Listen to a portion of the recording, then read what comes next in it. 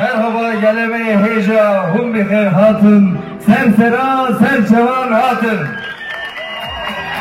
El selamil selam cemiyen lerazna ve le'ayna. Evet, bugün bir kavga var. Emekçinin kavgası var, kadınların kavgası var, tarikatlara mahkum edilen çocukların kavgası var, Soma'da katledilen işçilerin kavgası var.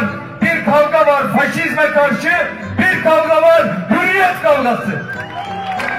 Gezi'de, Roboski'de, Soma'da, Sur'da, Cizre'de, Nusaybin'de, Kızılay'da, Gülsuyu'nda, 1 Mayıs'ta Ok Meydanı'nda, Lice'de, Armutlu'da acıların birleştirdiği halklarız biz.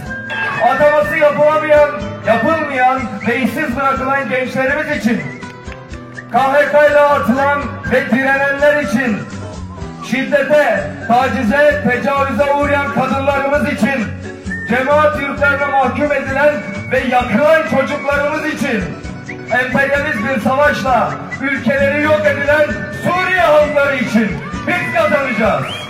Gezi'de direnenlerimiz için, Ali İsmail, Ahmet, Abdullah, Ethem, Hasan Ferit, Medeni ve Berkin Elvan için biz kazanacağız.